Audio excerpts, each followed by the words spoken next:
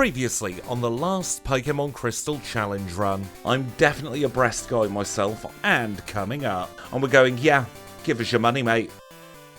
Welcome along to 4 moves. This is the timed series where we grab a Pokemon and we give it 4 moves and unlimited retries, and we see just how long it will take us to defeat Red. Sometimes we do it very quickly indeed, and other times it takes forever and ever. Today we are going to be running OCTILLERY. OCTILLERY is one of those Pokemon that I think has a lot of potential, but the way it learns moves in the early game is what holds it back. So I'm hoping that 4 moves will produce a very good time. Now for some Pokemon I can deliberate for hours with the learn sets that I will give here in the 4 moves challenge. OCTILLERY is not one of those Pokemon. I know already which 4 moves I'm going for in this challenge. We're going to teach Ice Beam in slot 2, and then we're going to go for Return in slot 3, because Return is allowed in the 4 moves challenges. The only time it's banned is Supermon. In slot 4 we are going to go for Flamethrower, and then in slot 1 we're absolutely going to be having Surf, and this might just be one of the strongest learn sets we will ever have in a challenge run. Look at that, Surf, Ice Beam, Return and Flamethrower. And don't forget OCTILLERY is a mixed attacker. Talking of attacking stats, let's take a look at the full stats. We are level 5 with 24 HP, holding a berry with Surf, Ice Beam, Return and Flamethrower. That's absolutely ludicrous. 17 in attack, 14 in defense, 17 in special attack, 14 in special defense, but just 11 in speed. And in case you're wondering, we are going for perfect DVs here, so our hidden power type would be Dark. Now this isn't the first time we've run OCTILLERY together here on the channel. We've run it once in a regular time challenge where we evolved through Remoraid into OCTILLERY, and we've also done it as an egg move challenge, and I want to show you this new thing that I've made. This is our challenge results browser. It's available in the description, and as you can see I've already filtered by OCTILLERY here, so we can now see how many times we have run any individual Pokemon. So we've already run OCTILLERY twice in Pokémon Crystal, as we can see here. We did a pre-recorded video all the way back on the 27th of September 2022, and then on the 20th of April 2023 we did an egg move challenge with OCTILLERY, and you can see there as well you get links to the challenges as well, so you can go and rewatch any of your favourite challenges. And if we take the OCTILLERY filter off from this, you can see we have all of the challenges we have ever done together here in Pokémon Crystal on a video and on a stream. And goodness me, how many challenges have we done? I've never scrolled to the bottom of this already. What challenge number is this going to be for the channel, I wonder? It is going to be our 351st challenge together here on the channel, so happy 351 challenges, everybody. Let's now get that off screen. It is available in the description if you want to have a look through, and you might notice some videos are missing. I'm trying to go through and fill as many of those as I can. But if you like the look of that and you want to see all the archives instead of having to jump through at the end of streams or at the end of videos, and of course try and use YouTube's useless search function, that is now available to everybody. And now that we've got our moves and I've done the plug for the challenge browser, we'll get this one underway. Honestly, this is one of the Pokemon I've been most excited to run in 4 moves. It's actually one of the backup challenges, because we were supposed to be doing Supermon in this video and the next video. It was supposed to be Nidoking and Nidoqueen. However, time constraints around this time of year have meant I've not been able to dedicate the time to a Supermon challenge, because of course anything can happen in those, and we could take a reset almost anywhere due to a misplay or some bad luck, and I just didn't want to risk not having videos out. So they have been pushed back to the end of January, start of February instead. They are still going to get done, but I'm going to do it in that quiet period of the year instead. I do actually have a backup list for times where the Supermon challenge just is not going to be able to come out, and OCTILLERY is one of them, and the next one on the list is Skarmory. I have my feelings about Skarmory. If you've seen the video, you will know exactly what my feelings are about Skarmory, so I'm looking forward to hopefully getting a little bit of redemption. Now, Octillery's a Pokemon where I don't think our first challenge did it justice. It was only just about a month after we started the channel, and we were still very new to Generation 2, still very new to the routing, and still very new to doing solo challenges, so I don't think we got the best out of the Pokemon that time. I'm looking forward to this time, hopefully getting a time even better than our Egg Move challenge. That Egg Move challenge was 2.5 years ago now as well, so I would like to think that starting with 4 overpowered moves, playing a little bit better, and having the optimizations means we could be in for our best Octillery time to date. Now, when it comes to the challenge browser, I am going to try over Christmas to code something equivalent for Supermon as well, but at the moment it is just our timed challenges. And if there is a challenge you want to watch and the link isn't available or the link is broken, please do let me know. I've not been able to go through and manually check all 400 or so challenges if you include the other games, so there may be a couple of busted links here and there. Now, while we've been yapping, we did beat up the rival very, very easily, and we are well on our way now to Violet City. And I really cannot see us having any problems at all in the early game for this challenge.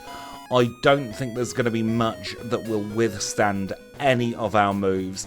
We have a move that gives us a type advantage over Falkner, we've got a move that gives us a type advantage over Bugsy.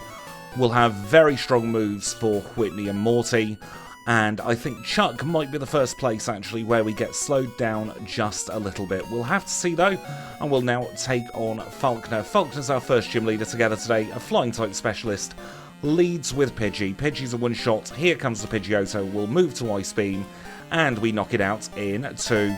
Growing to level 10, and we get the Zephyr badge in 3 minutes and 57 seconds. We're off to a flying start with our Octopus at the moment. Let's hope that continues as we now go into the Violet Pokemon Center. I do just want to remind everybody that we don't get the egg in these challenges, we get the escape rope instead, and that is a key item escape rope. That means that we can use it as many times as we like. It's our equivalent for the Dig TM, which is normally in National Park.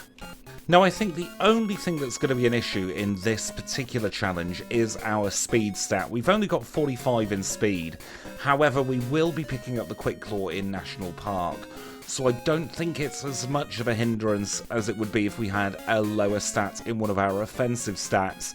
And we do have a fair amount of bulk as well. We don't have the best defensive stats in the world, but 75 in HP defense and special defense is nothing to be sniffed at. So while I don't think we're going to be in the top tier of finishing times, I still think we'll do fairly well. And we are very lucky that even though water is a very common type when it comes to the wild Pokemon, we don't actually face that many water type Pokemon throughout the course of this challenge. And those that we do will generally have a second type which is going to be neutral to at least one of our moves.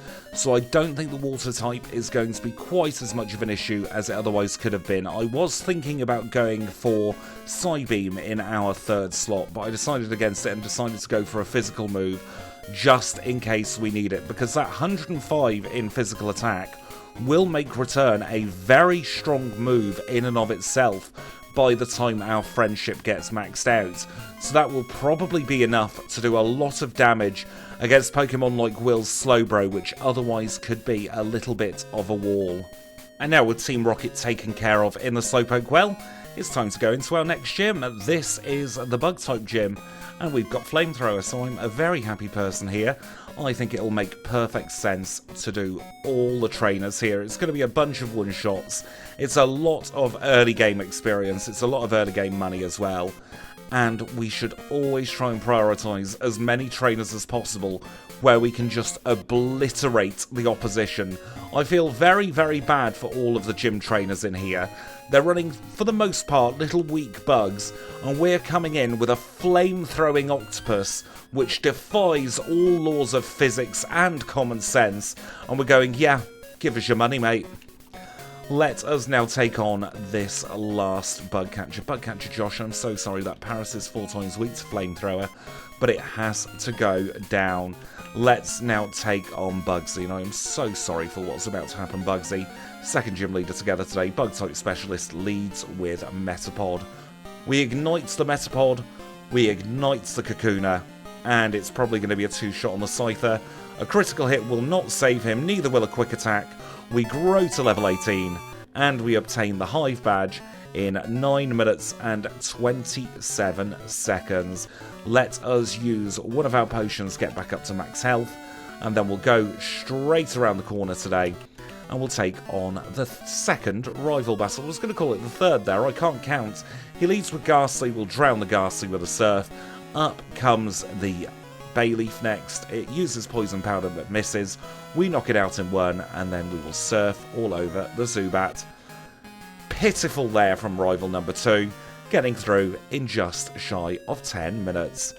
And now here in the forest we are, as always, going to get the scythe that will let us get through that pesky cut tree that is in the way. And because we are not learning any TMs in this challenge, we are going to go straight out of the forest as well. We'll have a little wave to the green-haired man staring at the tree. I'm sure he's still in a mood with us because we're not using his services anymore. And just in case, I'm going to pick up the honey jar. That will let us do some leveling without having to worry about removing a repel. And that could be useful if we get caught in a little bit of a pinch. And now that we are making our way into Goldenrod City, I think the best thing to do is a teeny tiny bit of pre-training on some of the trainers around here, because we are going to be slower than Whitney's Miltank. We won't have anything super effective, and I am worried about rollout building and building to a point where we could be in danger of being knocked out. So we're going to be sensible here. We'll take on a couple of extra battles now to hopefully save time in the long run. And now we are on our first sweep north of Goldenrod, and we're picking up what might be one of the most important items for us in this entire challenge. The Quick Claw will be incredibly useful, giving us that about 23% chance of outspeeding any opponent regardless of their speed stat. So we are absolutely going to be holding on to that for the lion's share of the challenge. We'll probably take it off for a trainer like Morty, because I think we'll be able to one-shot Morty's Gengar, but we definitely won't outspeed it. So we'll probably hold on to the Minceberry for then. But for the most part, I think the Quick Claw is going to be our most useful item. Now, Floria has made her way back to Goldenrod, and that means we will make our way back as well. We picked up the Rental Abra from the game corner. That acts just like our regular Abra in the party. And we can now go in to our third gym together. This is Goldenrod City's gym. This is Whitney's gym, of course, and she has just one person guarding her, who is mandatory. It is, of course, Last Carry, and we'll just drown her Snubble. Clearly that Snubble doesn't know how to swim. Let's now take on Whitney herself, third gym leader, normal type specialist, leads with Clefairy. We one-shot the Clefairy. How about the cow? She locks herself into rollout. We are fine there. Only taking 16 HP of damage rather in the entire gym, and we get our next badge, the playing badge, in 15 minutes and 2 seconds. That is a very good result. Let us now get out of the gym. We'll have a little chat with Floria and the eavesdropping so-and-so. And as we always do, we'll make one very quick pit stop here in Goldenrod's Pokemon Center before taking the trip to Olivine. Now, I know I run the risk of repeating myself in these challenges, but I do like explaining why we are not going Necrotique. In case you're new here, or in case you've not seen one of these challenges yet, we completely skip Necrotique's Pokemon Center because there's a very long cutscene in there involving Bill, so it just doesn't make sense to go in there if there's another Pokemon Center you can head to, which will save a little bit of time. It also means we can do an extra heal taking on the Lighthouse, and by going to Lighthouse first, not only do we get all of these wonderful items, we also get a few extra levels, and it's around about this point in the challenge where a level or two can make the entire difference between a consistent 1 or 2 shot and being stuck in purgatory at a particular battle. So it really does make sense, and the time you spend cycling back from the Lighthouse or from Olivine Pokemon Center back to the Burnt Tower is roughly about 7 to 8 seconds, so it is not a big time loss at all to do early Lighthouse, and that time you lose in extra movement you will save because a lot of the trainers around Lighthouse are fairly low level, so you're able to get some quick KOs for those extra levels. In fact, the trainers around Lighthouse and Olivine, I believe, are lower leveled than both in Morty's gym and in the Kimono Girls Dance Theatre, so it absolutely makes sense to take these on first so that you're getting some of those quicker defeats. Now, we'll have a little chat with Jazz. She'll sell some nonsense about Amphi being ill. I don't believe her, but there's not much I can do to prove it yet. I do have Kurt on the case. He will surely get back to me soon with some information. We'll do our heal here in Olivine Pokemon Center, and then we will cycle all the way back to Air Critique. And just like that, we are already back there. So let's now stick on another Repel, and we will take on the rival here in the Burnt Tower. And again, I don't think this is going to be a tricky battle. I think he's just going to be wasting our time. He leads with Haunter. We've got Surf. We'll drown the Haunter, although he did outspeed, which is a little bit concerning. Didn't swear at us though, so we are not on a clock. We'll drown the Magnemite. We'll ignite the Bayleaf, and then for the Zubat, we'll set fire to it as well. Why not? There we go. Easy Rival 3. Just shy of 20 minutes for the third and middle rival battle. Let's now fall through the floor, and it'll be time for gym number 4. Except it won't be time for gym number 4 quite yet. I've decided to take on Kimono Girls first. This is so that we can get just a couple of extra levels in the hopes of at least being able to outspeed Morty's Haunter. Those of you who've been around the channel for a long time know that I don't like knowing or memorising the stats of the enemy Pokemon. I like it being a thing with gut instinct, so I am definitely going to do the Kimono Girls now to give us the best shot of outspeeding 3 out of his 4 Pokemon. Return is starting to become somewhat useful as well, still not fully useful, as it is only base 67 power at the moment, but that is 3 shy of Headbutt, and we use Headbutt all the bloomin' time. Oh, we've been paralysed by that Jolteon, that was very mean of it, but we have healed it in time now for Morty. He is our 4th gym leader together today. He is a Ghost and Poison type dual spectacular leader, led with Ghastly that's gone down in 1. Haunter's next, we outspeed, so we knock it out as well. Here comes the Gengar. We've been sent to sleep, but we do one-shot with Surf. I wonder if that was a range. I think getting those early levels was a very good idea there. And we get the Fog Badge in a time of 23 minutes and 2 seconds. And defeating Morty does, of course, mean we can now start heading towards the Lake of Rage. We can deal with the Gyarados and all of the stuff that needs to be done up here in one fell swoop, so we don't have to come back here later on. I am going to take on a couple of trainers who give good experience points as well, including this Nidoking trainer.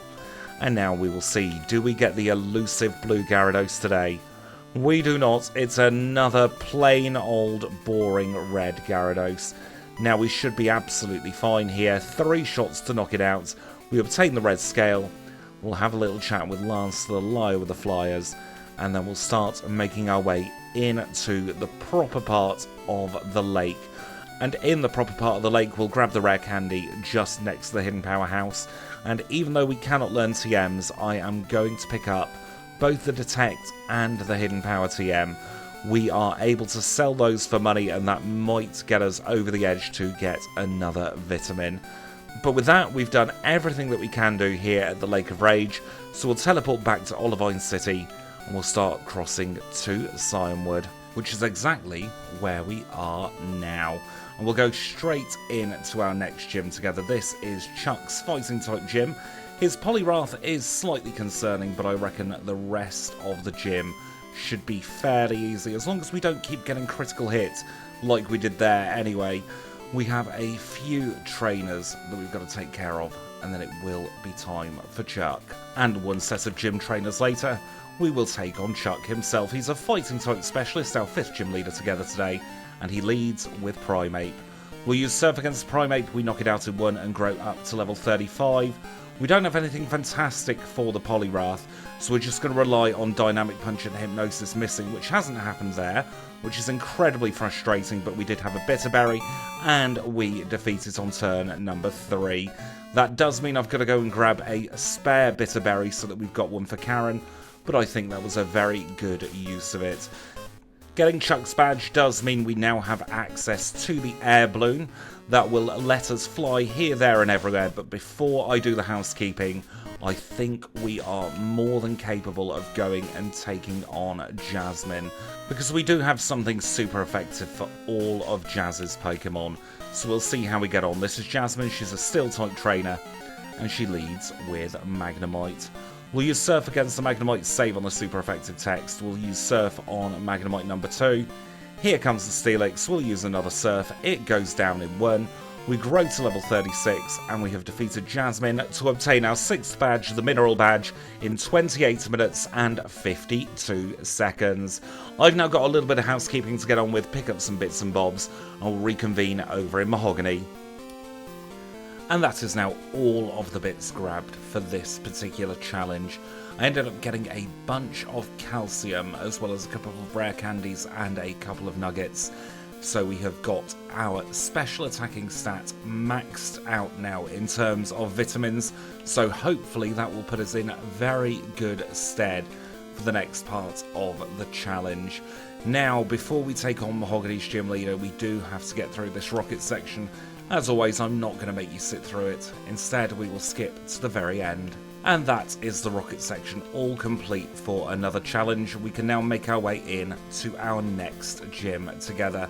This is Price's Ice-type gym. He's guarded by Border Douglas, but Douglas will be a very easy trainer to defeat. We'll use a combination of Flamethrower and Surf to get rid of Douglas's Pokemon. And with that, we can take on Price. He is our 7th gym leader together today. He is an Ice-type specialist, and he's going to lead with Seal. Return, thank goodness, is a one-shot on the Seal. We move on to the Dugong, and we'll go to Flamethrower. 2 Flamethrowers should be enough to finish it off. We grow up to level 39. Here comes the Piloswine. We'll use a Surf. We knock it out straight away, and we obtain the Glacier badge in 34:51. We are back now under an average of 5 minutes per badge, and getting 7 badges does mean we have the dreaded phone call from Professor Elm, so let's ignore it and head to Blackthorn. Now, as always in the Ice Path, there are some useful items to pick up. We'll start off with the Nevermelt Ice. We will also grab the Rest TM, we'll sell that for some vitamin money. And talking of vitamins, we can pick up the Iron here as well. That will be useful, and we'll put it in as soon as we get to Goldenrod City. We'll grab the protein, there's a PP up there as well, and that is it for the Ice Path. However, there's still some more items I like to pick up on this sweep. The first one we actually have to pay for. We're going to get 12 Max Repels from the Blackthorn Pokemart. We'll come down here, grab this elixir here, make sure to avoid that spinner, and we can grab a nugget. And then slightly further down in the grass, we need to do a little bit of careful movement here, and we can get a PP up in the lake. Now, I don't think we're going to be needing the extra Purrscure Berry today, so we'll head straight into the Goldenrod Pokemon Center. And upon leaving Goldenrod Pokemon Center, we can go into the Goldenrod Underground, where we will have the 4th and penultimate rival battle. Again, I don't think it's going to be any issue at all for us here. He's going to lead with Golbat. We'll use Surf and we'll knock it out in 1. And up second is Magnemite. Once again, Surf is easily one-shotting. Third off on the chopping block is Meganium. Ice Beam's a one-shot. We'll swap back to Surf for the Haunter, and that just leaves his Sneasel. One Surf later, it goes away like all of the others, and we get a very clean Rival 4 there in just over 39.5 minutes. And with that, there's a bunch more rockets to do, so let's skip ahead to the very end. And with that, we have defeated Team Rocket once and for all for another challenge. We'll get the pink bow from Marie, and then we'll head down and get the radio card as well, so that we're not trapped in that eastern half of Kanto. So we come here and we answer yes, yes, no, yes and no, and that gives us the radio card. And now, because we've already been through the Ice Path, we can take a very, very quick trip over to Blackthorn City, And the only thing left to do in here at the moment is take on the next gym. This is a dragon type gym, and dragon does resist water, but it's very weak to ice, so it's very lucky that we have Ice Beam on the learn set. Now, I don't think this gym is going to be any issue at all for Octillery. It definitely wasn't, even back in the early days of the channel. And this trainer here will give us a very good indication of how our physical attack is doing. Taking it into the red is not bad at all. Now, we're only 1 point off maximum return power, so we are getting to a stage where we almost have our final proper learn set. Now, I don't think it was ever in any doubt, but we did absolutely one-shot Cool Trainer Paul's Dragonair, so I think we're in for a very good time with Claire. We've got to get through Coca-Cola Lola, which we do on our first try, and we'll now take Claire on. She is our final Jotonium leader, a Dragon-type specialist, leads with Dragonair. We're just going to spam Ice Beam, at least for the first part of this battle. She should send out all 3 of her Dragonair in a row, and then we'll figure out what to do against the Kingdra. Maybe a pair of Ice Beam will swap to return. She's gone for Hyper Beam, and we have defeated her. She didn't even bother to try and heal there. So that means we have defeated Claire, but we do not have the badge. For the badge, remember, we have to go all the way into the blooming Dragon's Den. And going into the Dragon's Den means we meet this git again. Cool Trainer Darren, we're going to Ice Beam all over your Dragonair. You're going to feel sad, and I'm going to take great pleasure in your sadness because I do not like you. We'll grab the Max Elixir, we'll go through the Whirlpool, and we will answer the brief little survey in order to get our final badge. So once again, it is 11212, just like the radio card. That will get Claire entering into the Dragon's Den, and I always like getting sub-hour Claire. I'm keeping that in. I prefer getting sub 50-minute Claire, time of 45.54 for the Rising badge.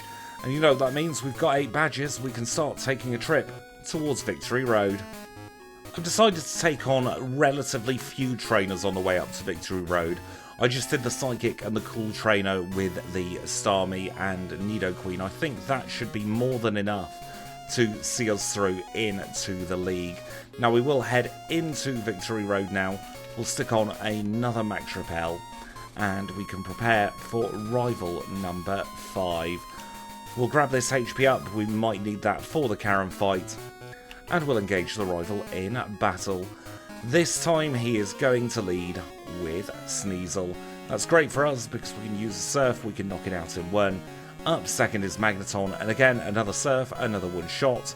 We move on to the Meganium. Ice Beam is definitely going to one-shot that as we grow up to 50. And here comes Golbat. Golbat's another single hit with Surf. We'll use Surf against the Haunter. And the last Pokemon is Kadabra.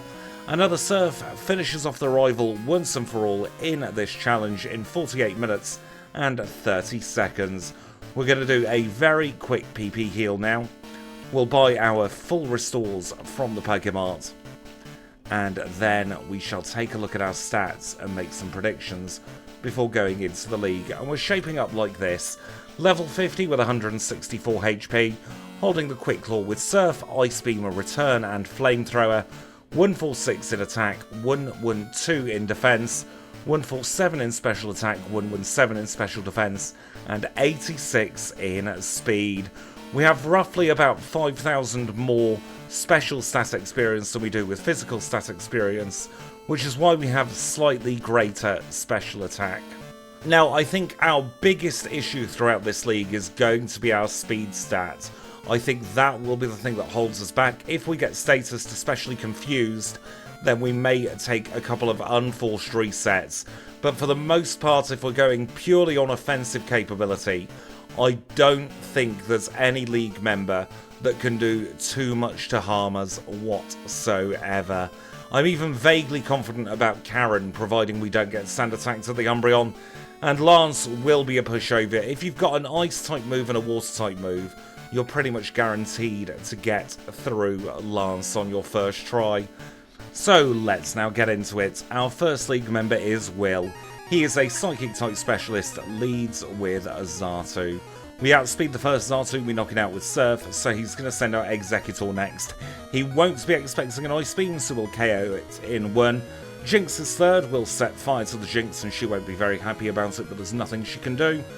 Now, this Slowbro, I reckon we go for Return and hope he doesn't go for Curse. He's gone for Amnesia, that means we are on to the final Xatu. We outspeed that as well, and we knock it out in 1. That is Will defeated. Let's move ourselves on to Koga. Koga is our second league member together today. He is a Poison type specialist who leads with Ariados. And I love Surf. It's so beautifully busted for a HM move. Look at this. It just chews through the opposition. This move is something you can get after 3 badges. With Stab, I dread to think what its current base power is. We are, of course, going to use Ice Beam to guarantee the one-shot on the Crobat, but everything else was ridiculously easy. 49.59 for Koga. Let's move on to Bruno next. Bruno is a fighting-type specialist who's going to lead with Hitmontop. Now, Hitmontop's actually got a fair amount of bulk behind it, so we're probably going to take a turn of dig damage there, but that's absolutely fine. On to the Hitmonchan, I reckon Return is probably our best bet. Again, taking bits of damage here and there. Hitmonlee's got very little physical defense, comparatively speaking, so we knock it out in 1. We're going to try an Ice Beam on this Machamp. That was a critical hit, but we survived on 3. The final Pokemon is Onix. We don't need to worry about that. We get through Bruno. Very, very lucky as opposed to skillful, but we will take it. Let's get all the way back up to full health for Karen. We're taking no risks either. We will plonk in all of our rare candies that we have. We'll hold a HP up. We'll use a HP up, rather. And we will hold a Bitterberry as well. That is all the prep work done for Karen. Do your worst. Let's see what you're going to hit us with today, Karen. She leads with Umbreon. 2-shot. 2-shot. Sand attacks hit, our accuracy is lowered. Let's hope we hit the Ice Beam. We do. That means we're not getting paralysed.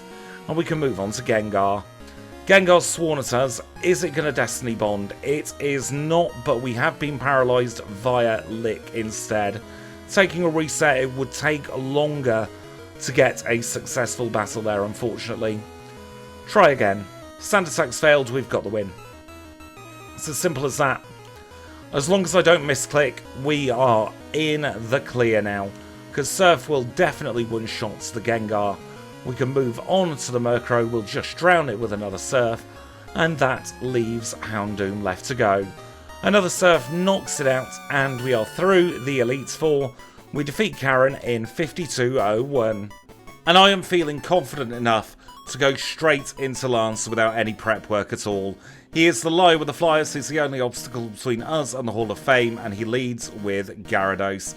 Gyarados is going to use Flail because he sees our Water type, so he'll never use a Water type move there, including Rain Dance. We've got Ice Beam for the level 47 Dragonite, we've got Ice Beam as well for the other level 47, and he's going to send out the final Dragonite third. That means we can now swap to Surf for the final 2 Pokemon. He goes for Ancient Power, that means he's not going to flinch us, and the last Pokemon is his Charizard.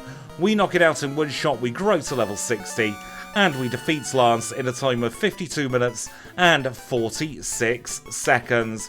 That is a very, very, very good time for our Octillery at this point in the challenge.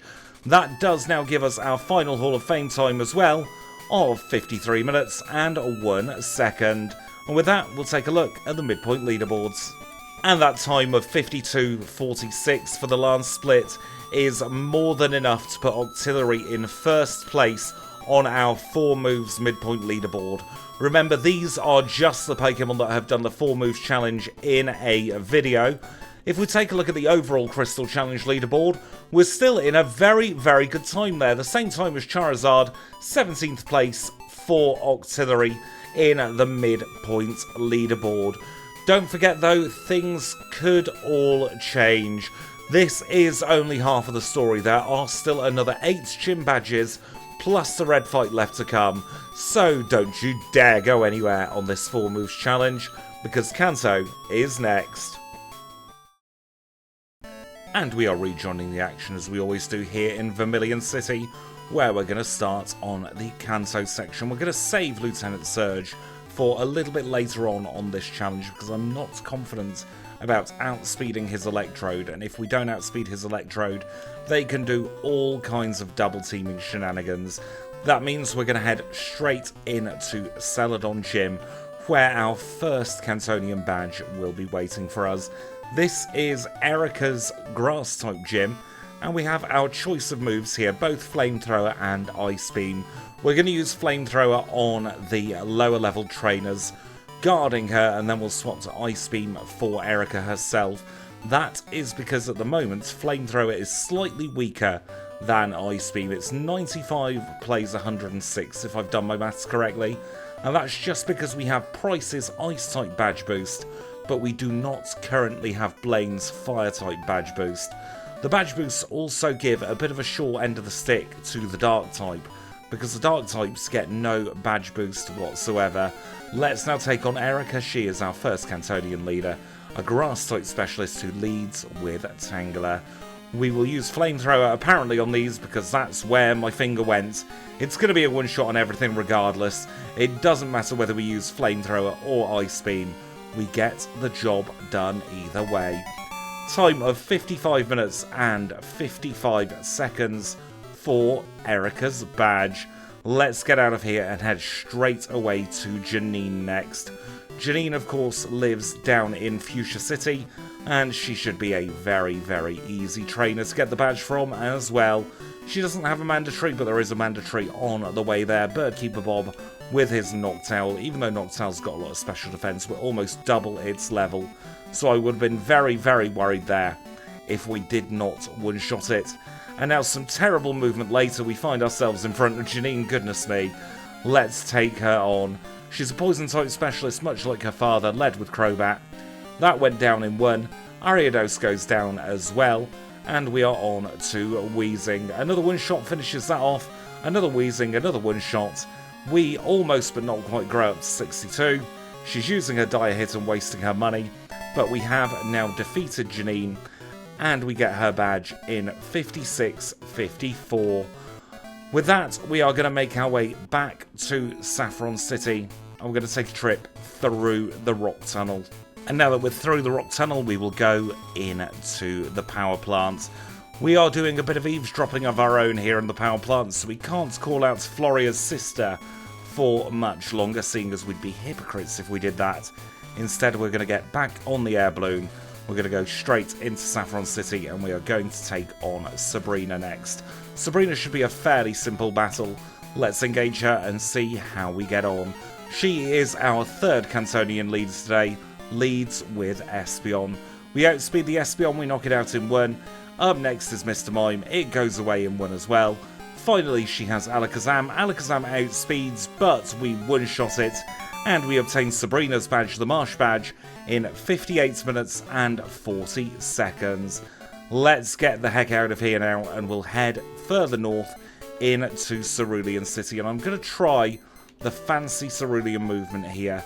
Even with a bit of a bag fumble, it does save a teeny tiny bit of time, because instead of walking, you're flying, and then we'll go up, across, and do everyone's favourite Nugget Bridge. And in this Nugget Bridge, I want to talk about some of the work I've been doing behind the scenes on the channel.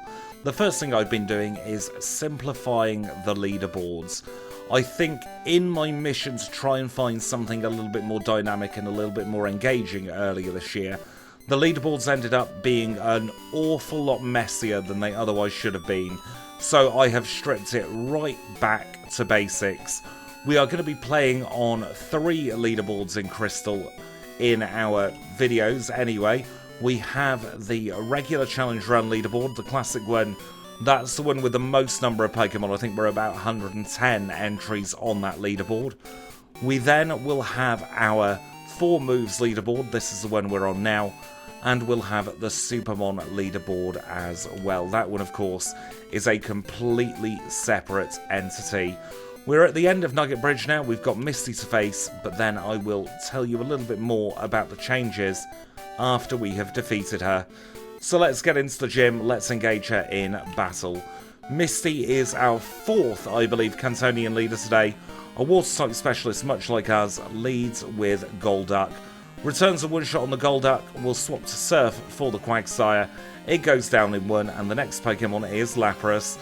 We'll use a Flamethrower against the Lapras as she Perish Songs. This was the undoing of Feraligatr, but I reckon a single return will knock out the Starmie, so she does not get to ruin our fun today. That is the Cascade badge in 101.16. Let's head back towards the power plant now. So the 3 leaderboards I mentioned are the leaderboards that we'll be running in the videos. We're still going to be doing things like backports on stream, and we'll probably do some egg move challenges on stream as well. But another thing I've done with the leaderboards is I've merged certain categories together. So the old Just the Battles leaderboard from all the way back in 2022, along with End of the Line and Unbound, have all been merged into one big leaderboard. We're also going to be keeping the video and stream time separate because it really is unfair to compare a stream time to a video time. Because of how streams work, they're always going to be slightly slower because my attention is divided. And then another thing I've worked on is that challenge results browser.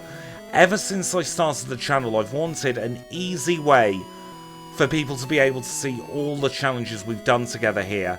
And it's taken me 3 and a bit years to finally figure out how I want to do it. And the good thing is, from my side, it's fully automated, so it keeps up with the same leaderboard script as the one we see at the end of the videos and the streams, so it is no extra work now that it is up there. Let's now take on Brock as our next gym leader. He'll be absolutely fine. We can just sweep with Surf. We really are in a very good position against Brock here in this battle. I do feel for him, you know. There's absolutely nothing at all he can do to withstand our power, and we defeat him and get the badge in a time of 1 hour, 2 minutes and 58 seconds. And that leaves just 3 gym leaders left to go. We must remember that we have not faced Lieutenant Surge next. We'll get Blue back to Viridian City, then we'll continue surfing to take on Blaine because he does not have a fly point. And then before taking on Blue, we will take on Lieutenant Surge. I reckon at this point in proceedings, we will outspeed his Electrode. We've got, of course, Blaine to deal with first. He is our next gym leader. He is a Fire-type specialist, leads with Magcargo.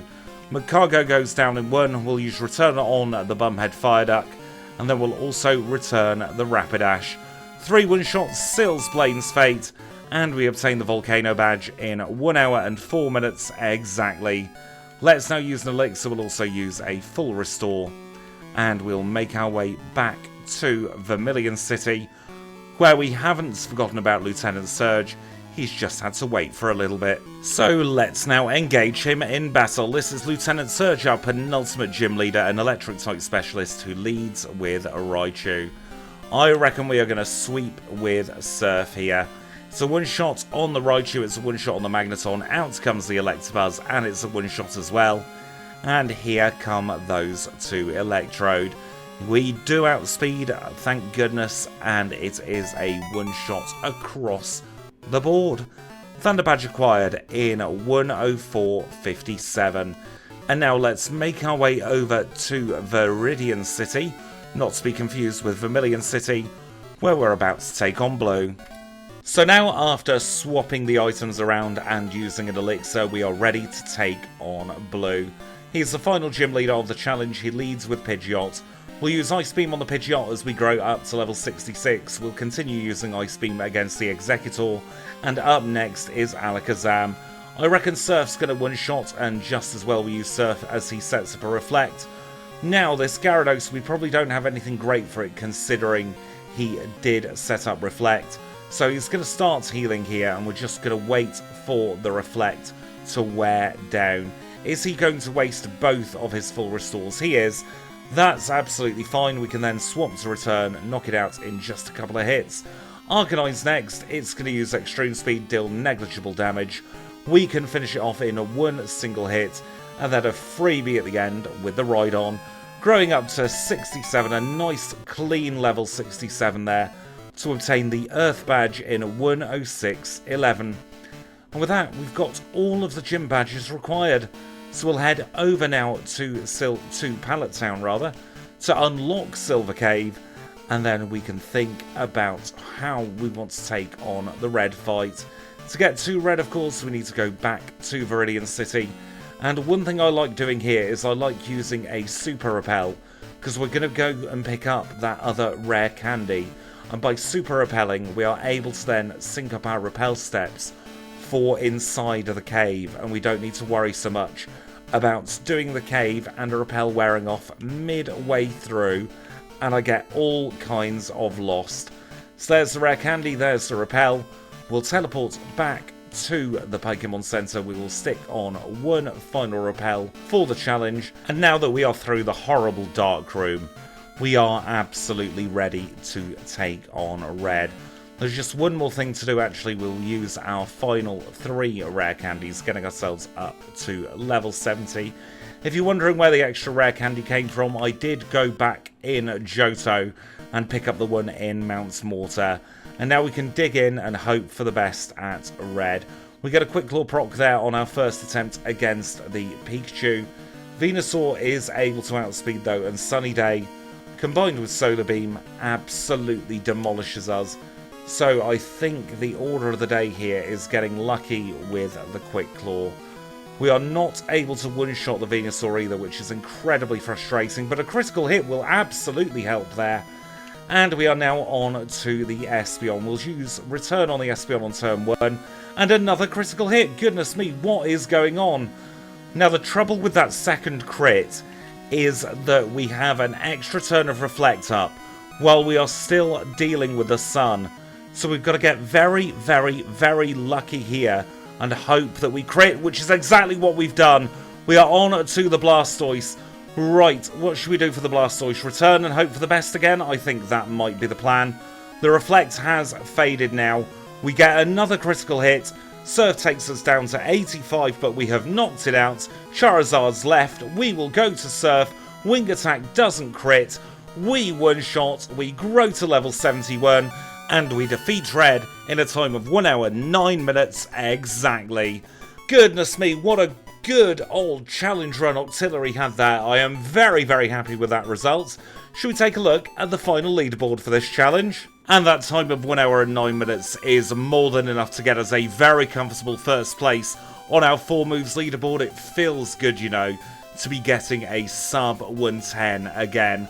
Let's take a look at where that puts us on our entire leaderboard, and we haven't quite made it into the top 10.